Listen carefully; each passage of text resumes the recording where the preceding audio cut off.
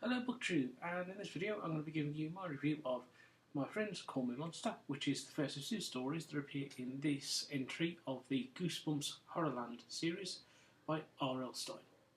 I'm reading this as a part of Don't Die July, which is an event that runs throughout the whole of July to celebrate all things horror, which was created by Noah at the Bookworm and Ben at Ben's Corner. I will leave links in the description to both their channels. Michael Munro discovers a monstrous out-of-this-world secret about his unpleasant teacher, Mrs. Hardesty. I enjoyed this story. It's obviously written for children like all the Goosebumps books are, but when I read it, it didn't feel like it was talking down to me. It was very much straightforward.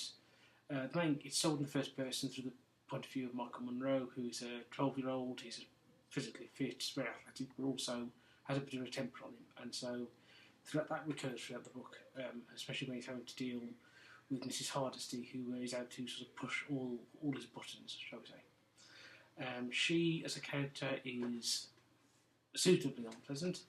She does remind me, not in what you would discover she is, but in sort of her manner when she's in the classroom, of one or two of my teachers who, if I'd subsequently discovered now that they had been not as they seemed, shall we say, I wouldn't be surprised.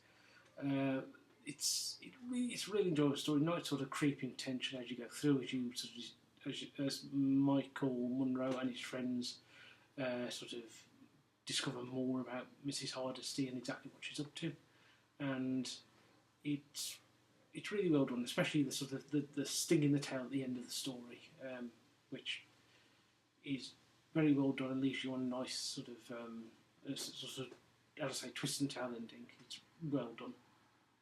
I should say that with the Goosebumps books, this is actually probably the first Goosebumps book I've ever read. When I was a kid, these were obviously sort of all the rage. I was born in 1991, so I was sort of around the right age for reading these books as a child, as a teenager. But I never did for some reason.